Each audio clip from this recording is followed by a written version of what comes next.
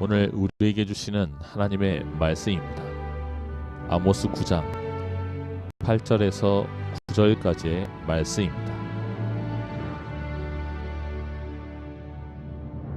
보라, 주 여호와의 눈이 범죄한 나를 주목하노니 내가 그것을 지면에서 멸하리라.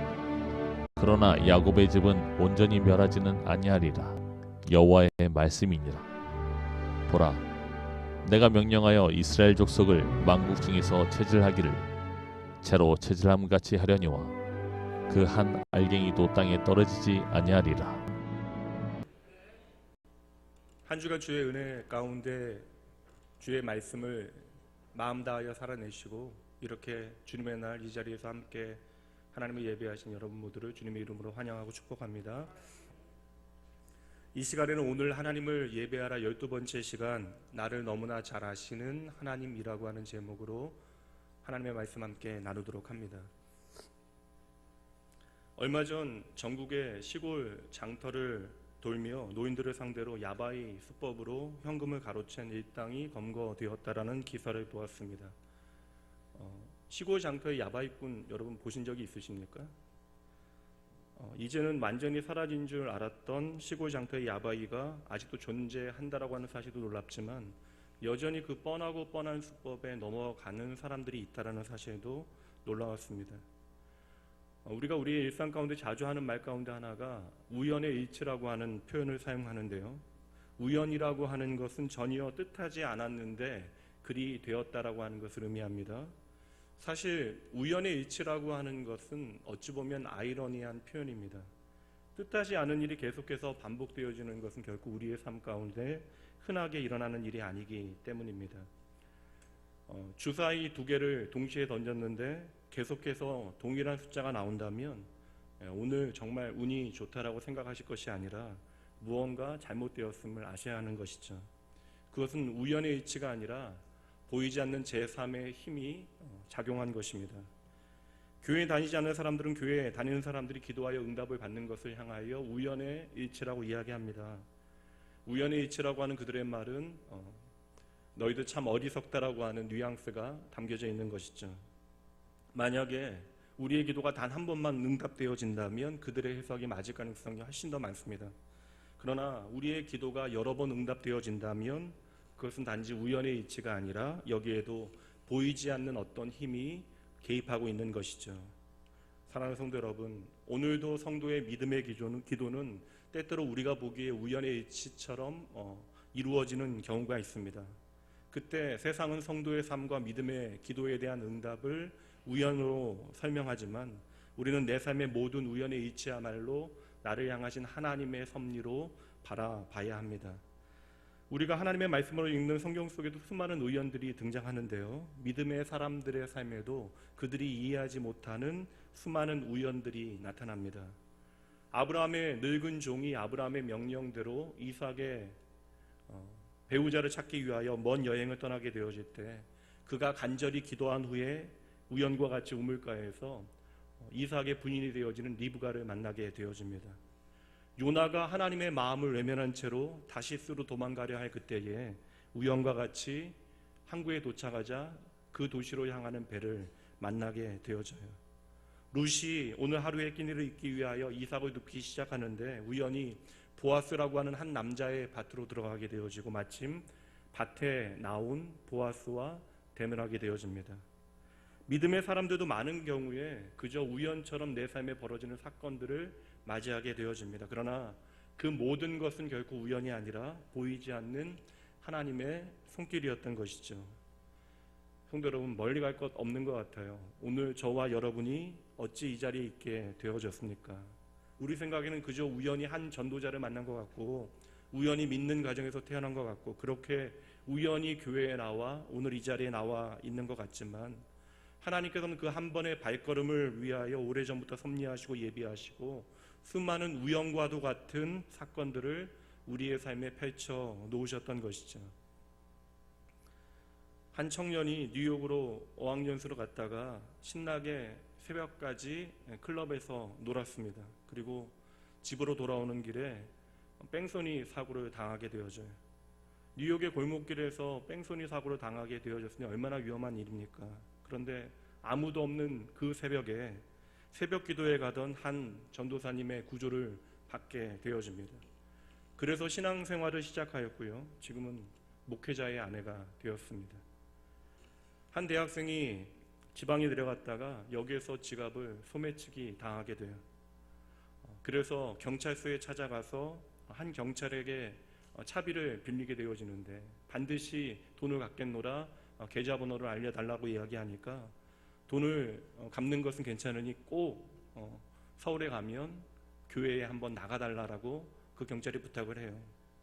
그때 불교 신자였던 그 학생은 도리어 그 마땅히 해야 할 약속을 지키기 위하여 교회에 방문하게 되어지는데요. 그 청년은 지금 과테말라에서 선교사로 사역을 하고 있습니다. 예.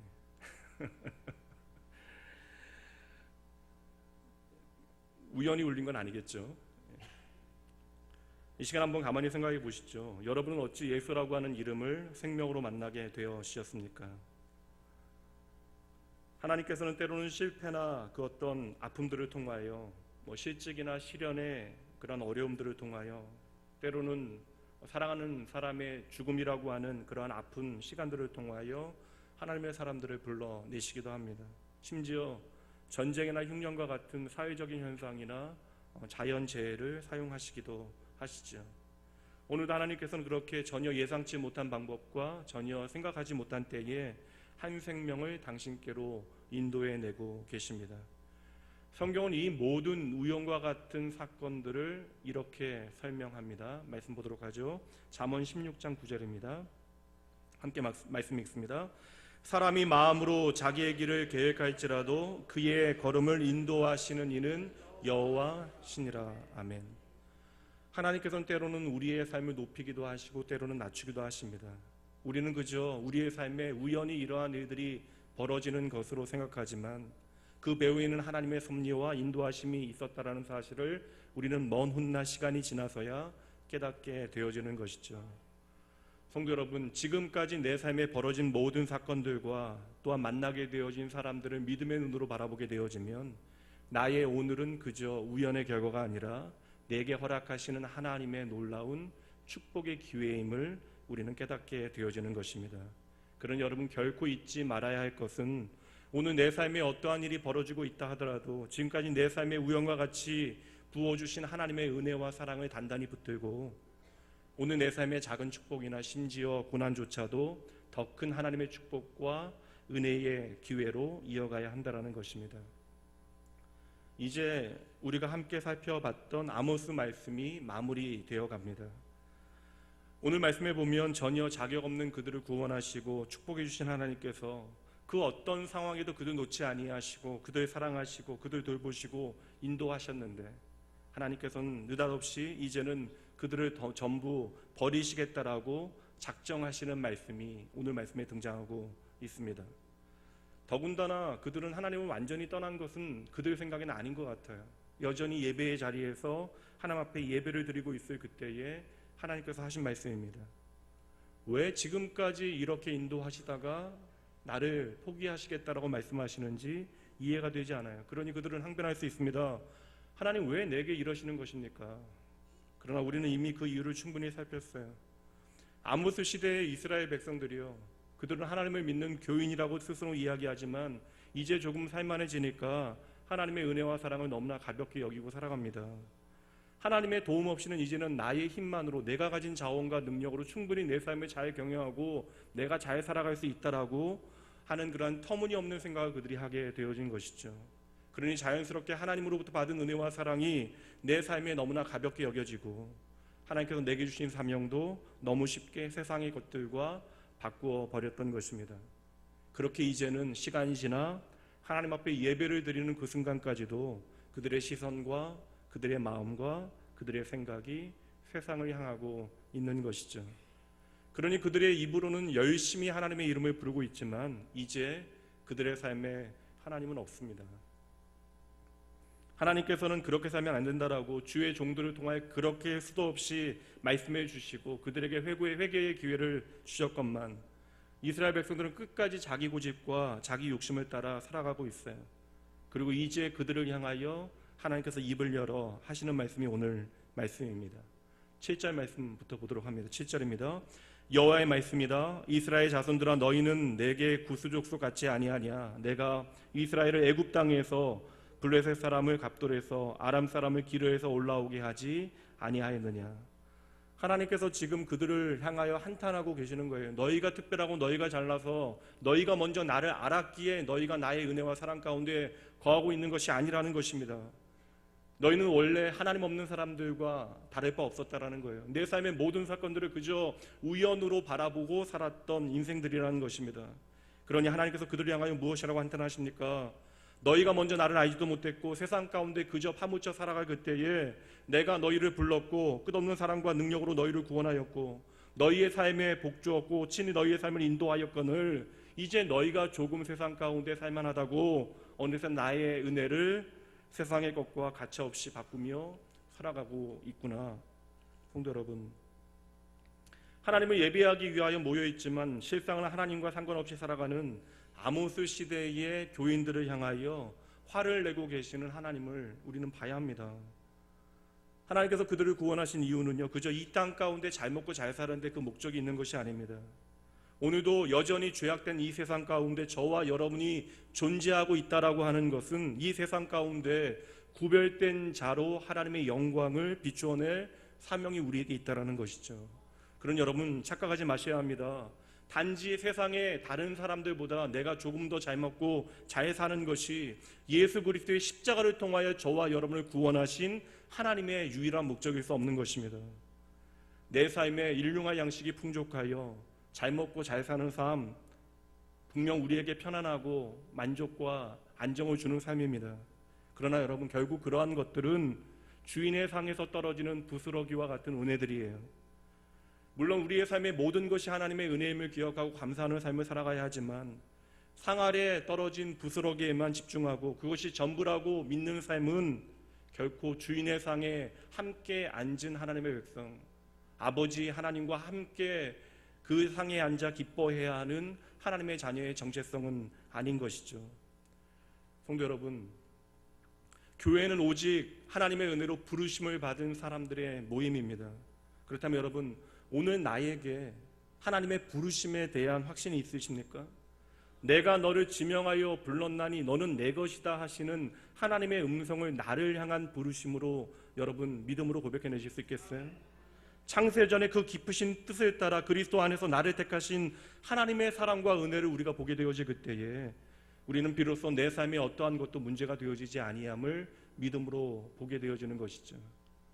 저와 여러분은 그저 이 땅에서 조금 더 잘 먹고 잘 살기 위하여 존재하는 것이 아니라 하나님의 거룩하신 부르심 가운데 예수를 믿는다라고 하는 신앙 고백이 가지고 있는 그 위대함을 이 땅에서 하나님의 영광으로 살아내기 위하여 오늘도 우리는 존재하는 것입니다. 성도 여러분, 잘 보셔야 돼요. 아모스 시대의 교인들은요, 하나님을 버린 것이 아닙니다. 신앙 자체를 버린 것이 아니에요. 교회에 출석 잘합니다. 주일마다 예배를 드리고 있어요. 그러나 그들의 신앙을 증명하는 내용은 그것뿐입니다.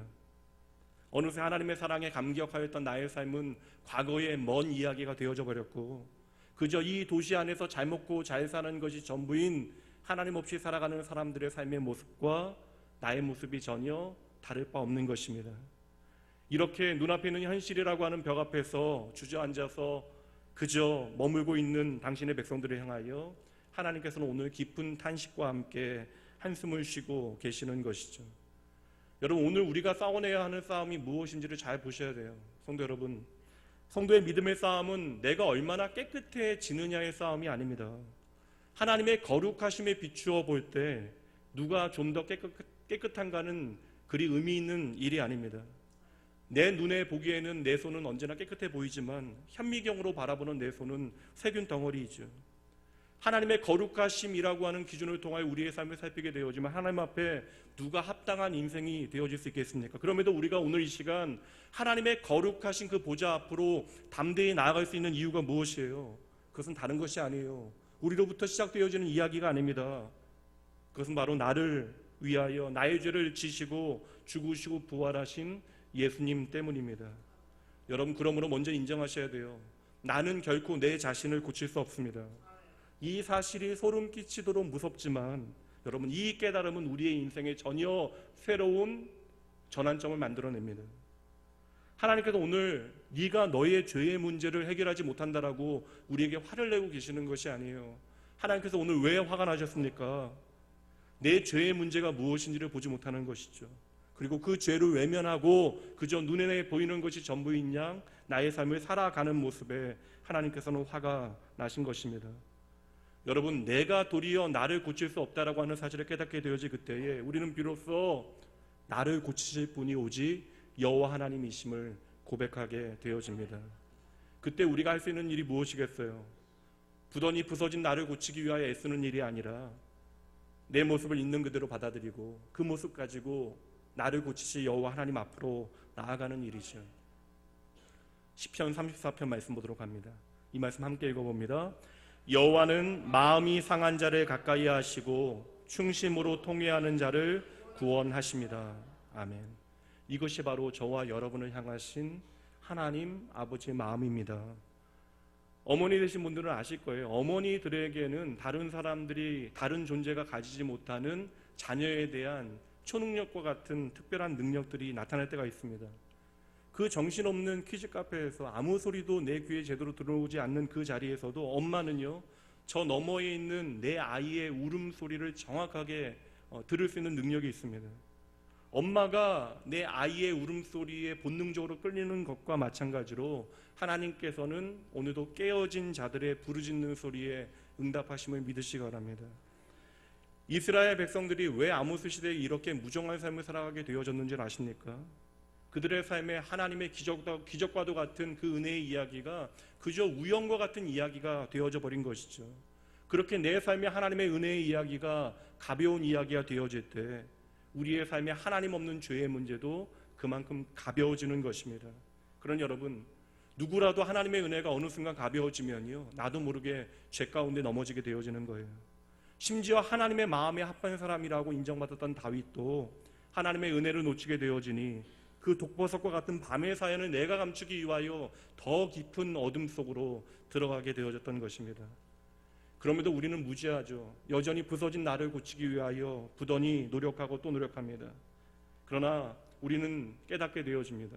내 능력으로는 도무지 해결할 수 없는 문제, 치료할 수 없는 아픔과 상처가 내 안에 있음을 우리는 발견하게 되어지죠.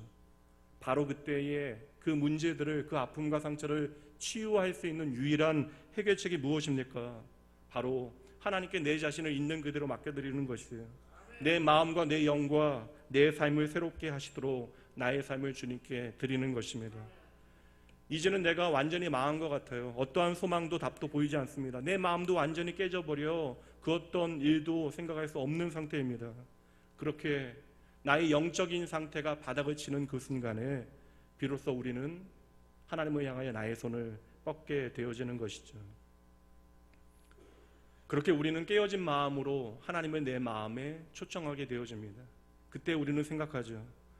예수님을 내 인생에 초청하게 되어질 때 주님께서 내 인생이라고 하는 집에 그저 새로운 깨끗한 벽지를 발라주시고 그럴듯한 그림 몇 개에 내 집에 걸어주실 것으로 우리는 생각합니다. 그런데 우리의 삶에 찾아오신 주님께서는 느닷없이 벽을 때려 부수시고 새롭게 집을 지어가기 시작하십니다. 그때 우리는 주님을 향하여 물어요. 주님, 나를 위하여 어떠한 집을 지어주려 하십니까? 그때 주님은 우리를 향하여 말씀하십니다. 아니다. 나는 너 안에 나의 궁전을 짓고 있는 것이다. 여러분 잊지 마셔야 돼요. 그래서 오늘 저와 여러분이 하나님이 거하시는 하나님의 전이 되어지는 것입니다. 하나님께서는 오늘 저와 여러분 안에 거하시기를 원하십니다. 하나님께서 우리 안에 거하시기 위해서 하나님께서는 대대적인 우리의 마음의 공사를 시작하시는 것이죠. 그래서 그 공사는 언제나 우리의 마음을 허물고 문을 부수고 벽을 부수는 것으로부터 시작되어지는 것입니다. 하나님께서는 우리의 인생의 새로운 기초를 다시금 세우시기 위하여 때로는 우리의 인생에 하나님 없는 그 모든 것들을 허무시고 부수실 때가 있다라는 것이에요. 여러분 오늘 말씀 잘 보셔야 돼요. 오늘 말씀은 이스라엘 백성들의 허물 때문에 그들을 죽이시고자 하는 하나님의 심판만을 우리에게 말씀하고 있는 것이 아닙니다. 도리어 저는 오늘 말씀에서 건축자 하나님의 모습을 보게 되어집니다. 이스라엘 예배가 엉망이에요. 그들의 예배를 향하여 이건 아니다라고 말씀하시는 하나님께서는 이제 너희의 예배를 내가 결코 받지 않겠다라는 것이 핵심이 아닙니다. 이들로 하여금 하나님을 예배하지 못하게 만드시겠다라는 것이 아닙니다. 예배라고 하는 것은 하나님의 백성의 정체성이 되어지는 것이에요. 근데 여러분 보세요. 예배의 자리에서 내 인생에 빨간불이 들어왔다라고 하는 사실을 깨닫지 못하는 이스라엘을 향하여 하나님께서는 그들을 다시 살려내셔야만 했던 것이죠. 얼마 전에 제가 타고 다니는 차에 계기판에 빨간불이 들어왔습니다. 고속도로를 달리고 있는데 빨간불이 들어와서 놀라기도 했지만 그것으로 멈추지 않고 또 경적도 울리잖아요. 그날로 바로 자동차 정비소에 갔는데 아직도 비슷한 현상이 가끔씩 나타납니다. 그러니까 차가 온전치 못하다는 사실을 깨닫고 난 다음부터 빨간 불만 들어와도 이상한 소리가 들려도 즉시로 정비소에 방문을 합니다. 이건 생명의 문제잖아요. 여러분 문제가 아니죠. 성도 여러분, 성도의 삶의 예배가 가벼워졌다라고 하는 것은요, 우리의 신앙의 적신호가 되어지는 거예요. 예배의 무력감만큼 내가 하나님으로부터 멀어졌다라고 하는 관계의 그 권태감을 보여주는 증거가 없는 것입니다. 그러니 여러분, 오늘 하나님과 나의 관계를 확인하기 위해서 지금 이 시간 하나님을 예배하고 있는 여러분의 모습과 여러분의 마음을 확인해 보시면 되는 것이에요. 어느새 예배에 대한 그 어떤 기대감도 남아있지 않는 나의 마음, 내게 들려주시는 하나님의 말씀이 들려지지 않는 나의 귀, 하나님을 향한 찬양의 시간에도 도무지 열릴 줄 모르는 나의 입술이 바로 우리의 신앙의 적신호가 되어지는 것이죠. 우리는 당장 이 신앙의 적신호가 내게 문제가 되어지지 않는 것으로 생각합니다.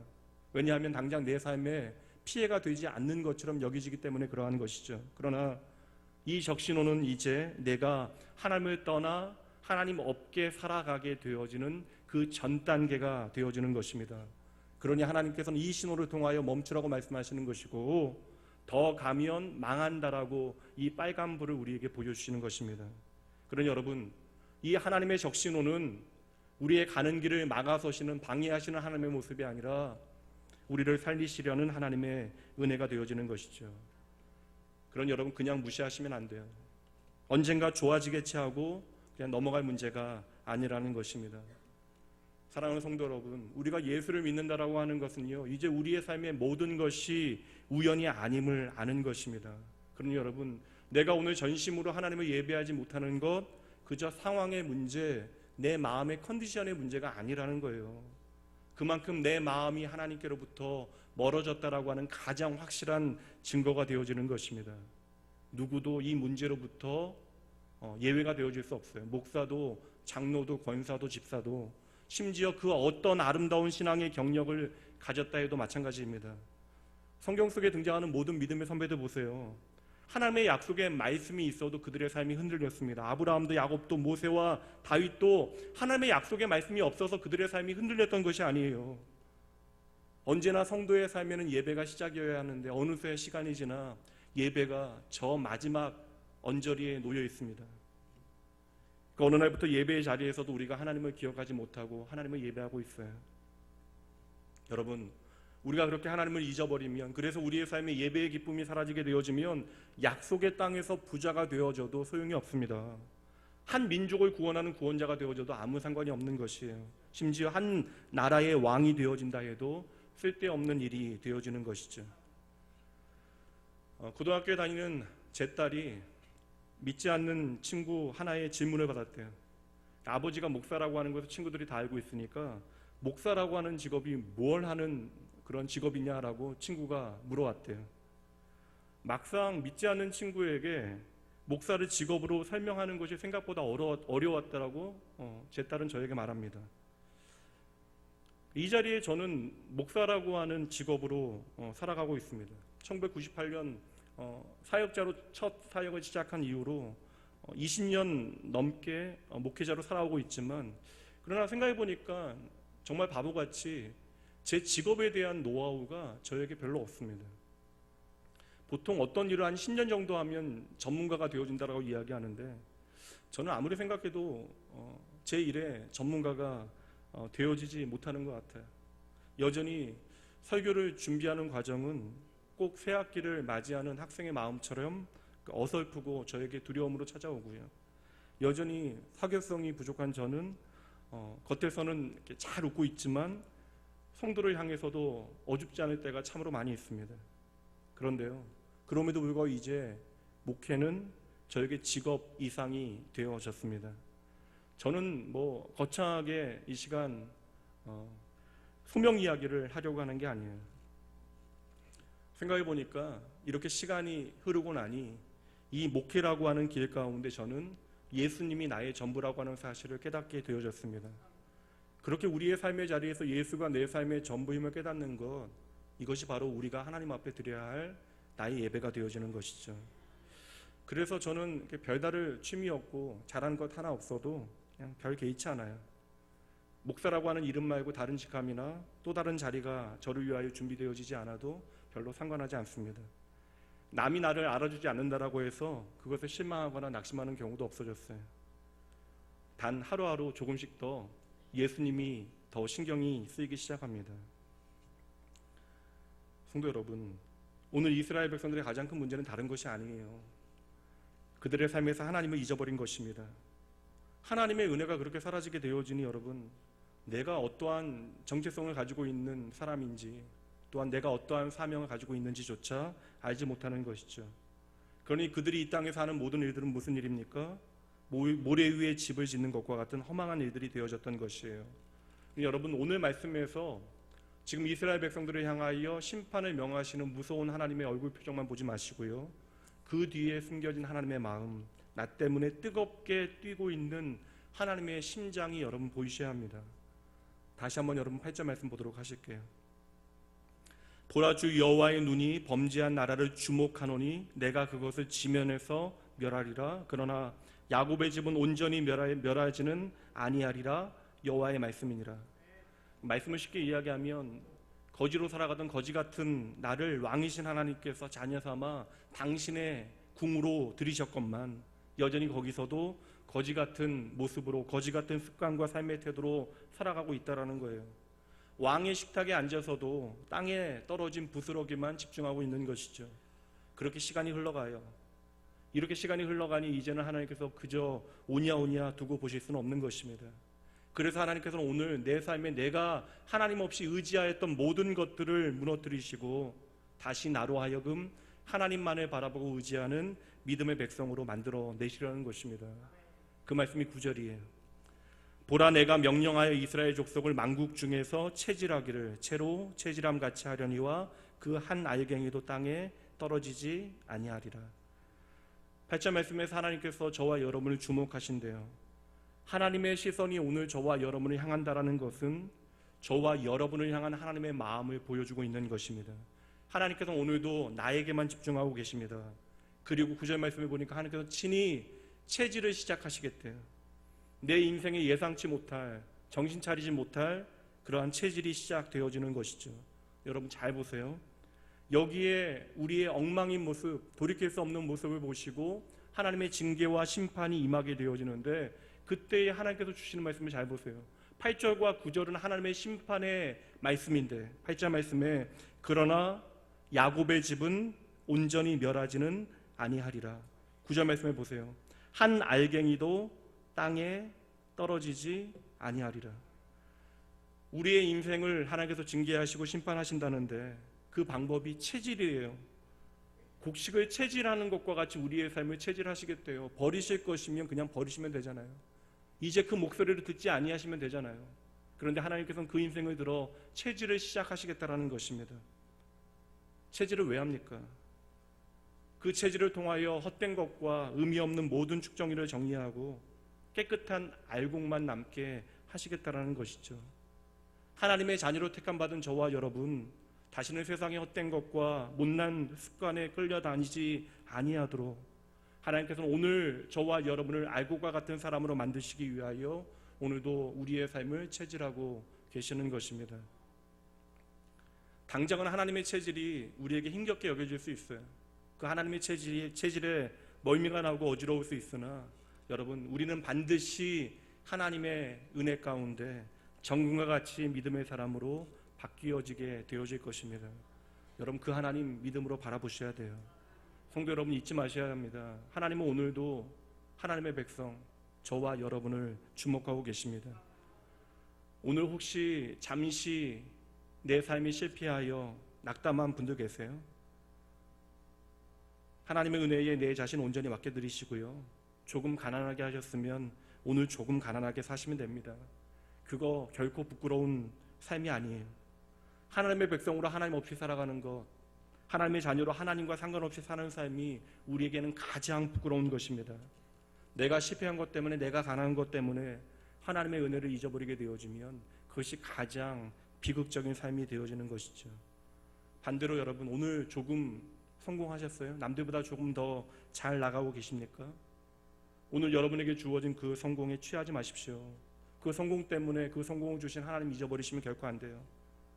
오히려 하나님께서 우리에게 허락하신 은혜 붙잡고 그 은혜를 내 삶으로 살아드리는 여러분 되셔야 합니다. 여러분, 세상 가운데 성공해서 잘 먹고 잘 사는 것이 여러분의 마지막 이야기가 되어지면 결코 안 됩니다. 오히려 약간의 성공 때문에 오늘 내가 하나님의 은혜를 가벼이 여기고 거들먹거리며 교만하여 하나님 믿고 살아간다면 이것이 정말 부끄러운 삶이 되어지는 것이죠. 오늘도 저와 여러분의 삶을 주목하시고 바라보신 하나님, 그 하나님은 저와 여러분을 사랑하시기에 그 자리에 결코 버려두실 수 없는 거예요. 그래서 하나님께서는 하나님 없는 그 거짓된 평안의 자리에서 인생의 체질을 시작하시는 것입니다. 하나님의 백성은 여러분, 세상의 어떤 조건 때문에 혹은 가난하거나 무식해서 망하는 법 절대 없습니다. 하나님의 백성이 망하는 것은 단 두 가지 이유예요.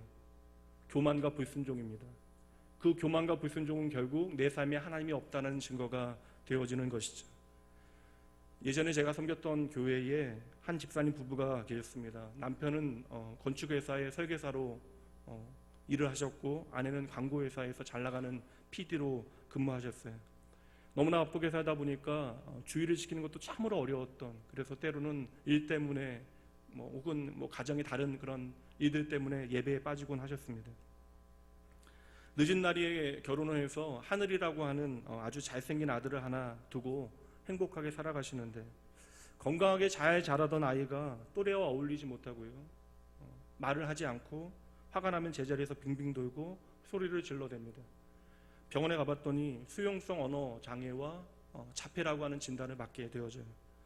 아이를 돌보기 위하여 아내 되시는 집사님께서 회사를 그만두게 되어졌지만 도무지 나아지지 않는 아이 때문에 스트레스로 우울증과 이명까지 찾아옵니다. 집사님 하시는 말씀이 하루하루 자녀 때문에 경험하게 되어지는 괴로움이 얼마나 깊은가를 설명하실 때, 이 아이 때문에 내가 죽고 싶다라고 하는 생각과 이 아이 때문에 내가 살아야 한다는 생각이 수없이 교차한대요. 아이를 데리고 병원에 가는 길이 그렇게 힘드셨는데 어느 날은 아이를 뒷자리에 앉혀놓고 놀이치료를 위하여 차를 타고 병원으로 가는 길에 아이가 흥얼거리는 노래 하나에 울음이 터져 나오셨대요. 가사만 읽어드립니다. 주가 보이신 생명의 길, 나 주님과 함께 상한 마음을 드리며 주님 앞에 나가리. 나의 의로움이 되신 그 이름 예수, 나의 길이 되신 이름 예수. 나의 길 오직 그가 하시나니 나를 단련하신 후에 내가 정금같이 나아오리라. 아이의 흥얼거리는 그 아이는 분명 그 하늘이는 그 노래의 의미가 무엇인지 알지 못했을 수도 있어요. 그러나 아이의 노래소리를 들으며 그 집사님은 깨닫게 되어지셨답니다. 하나님께서 나의 삶의 모든 자리에 함께 하시는구나. 내가 잘 나갈 때나 못 나갈 때나, 내가 살고 싶을 때나 죽고 싶을 때나, 내가 즐거울 때나 괴로울 때에도 내가 가는 길에 주님께서는 언제나 나와 함께 하셨구나. 나의 길 그리고 하늘의 길 주님께서는 다 아시는구나. 내 가슴이 찢어질 듯 그렇게 힘겨운 삶의 자리, 아이를 데리고 가는 그 고속도로에서 중앙 분리대를 받고 죽고 싶은 마음이 들 정도로 힘겨울 그때에 어느새 하나님을 향하여 메말라진 나의 모습을 하나님께서는 보게 하시고 그리하여 내가 그렇게 아파했던 하늘이 내가 돌봐야 한다라고 하는 그 아들 하늘이를 바라보며 하늘이는 말 그대로 메마른 내 가슴에 은혜의 단비를 내리시는 하나님의 선물임을 깨닫게 되어졌다 고백하셨습니다. 성도 여러분, 결코 잊으시면 안 돼요. 하나님은 그의 사랑하는 자녀들을 결코 외면하지 않으십니다. 오늘도 하나님의 시선은 하나님의 백성 되신 저와 여러분을 향하고 있어요. 하나님께서 오늘도 저와 여러분을 주목하여 바라보십니다. 우리가 무엇을 잘못하는가를 보시는 것이 아니에요. 우리가 하나님을 떠나게 되어질까를 하나님께서는 염려하시는 것입니다. 지난주 제가 예배에 대한 중요한 정의 하나 말씀드렸습니다. 예배라고 하는 것은 내가 하나님께 전부가 되어지고 하나님이 내 삶의 전부가 되어지는 시간입니다. 다시 말하면 주 예수보다 귀한 것이 내 삶에 없음을 우리가 고백하는 시간이 바로 예배의 시간, 예배의 자리인 것이죠. 목회자로 상담을 빈번하게 하다 보니까요, 성도님들께서 정말 힘드실 때 목회자에게 기도를 부탁하십니다. 그래서 저는 알아요. 이 자리에 앉아 계신 여러분들 중에도 오늘 참으로 힘겨운 시간을 버텨내고 계시는 분들이 계십니다. 그러나 여러분, 확신합니다. 저와 여러분의 인생의 가장 어둡고 힘든 순간이 하나님의 은혜를 가장 깊게 만나게 되어지는 은혜의 때입니다. 여러분, 부끄러운 고백이지만 저도 언젠가 목회를 포기하고 싶었던 때가 있어요. 제 모습이 너무나 한심하고 답답하여서 아무도 없는 예배당에서 그렇게 울며 기도하면서 하나님, 왜 나를 부르셨습니까? 왜 하나님 이렇게 내 삶에 늦게 찾아오십니까? 그렇게 원망했던 때가 있어요. 결국 하나님의 잘못이 아님을 알면서도 하나님을 향하여 원망하고 투정 부리고 말도 안 되게 하나님을 향하여 타박하고 있었던 제 모습을 발견했습니다. 도무지 기도조차도 나오지 않아서 그냥 예배당에 엎드려서 그냥 있는데요, 주님께서 그때에, 내가 기도하지 못하는 그때에도 제 마음에 깨닫게 하신 사실 하나가 있어요. 승일아, 나는 단 한 번도 너의 삶에 늦은 적이 없단다. 나는 단 한 번도 너를 떠난 적도 없단다. 그런데 너는 이제서야 내가 보이는구나. 성도 여러분, 한 가지는 분명해요. 하나님께서는 저와 여러분의 인생이 가장 별 볼 일 없을 그때에, 우리의 인생이 그 어떤 소망도 없는 바로 그 순간에, 심지어 내가 하나님을 향하여 끊임없이 거부하고 하나님을 향하여 불순종할 그때에, 그럼에도 불구하고 하나님께서는 나와 함께 하셨습니다. 여러분, 오늘 우리가 하나님 앞에 합당하여 하나님의 은혜를 받고 있는 것이 아니잖아요. 세상을 향해서는 단 한 번도 찍소리 내지 못하면서 하나님을 향하여 우리는 얼마나 목소리를 높이며 살아갑니까? 예수의 십자가 앞에서도 어처구니 없이 하나님, 나를 위하여 주님께서 도대체 무엇을 해주셨습니까? 우리는 항변하고 있잖아요. 나는 언제나 알량하게 이리저리 계산을 하며 하나님 사랑한다라고 말로만 이야기하고 있는데, 하나님께서는 단 한 번도 계산하지 않으시고 지금까지 바보 같은 사랑으로 저와 여러분과 함께하고 계시는 것입니다. 그런 여러분, 오늘 하나님께서 앉아 계신 자리 보셔야 돼요. 하나님께서 앉아 계신 자리는 저 높은 보좌가 아닙니다. 하나님의 자리는 낮고 낮은 자리, 사망의 음침한 골짜기, 폭풍이 치는 바다 위이거나 저 깊은 동굴 속입니다. 거기에 실패하고 좌절한 저와 여러분이 있기 때문입니다. 이제 마지막으로 다시 오늘 본문의 말씀 보도록 하실게요. 9절 말씀 보도록 하시죠. 하나님 마음 보셔야 합니다. 보라, 내가 명령하여 이스라엘 족속을 만국 중에서 체질하기를 채로 체질함 같이 하려니와 그 한 알갱이도 땅에 떨어지지 아니하리라.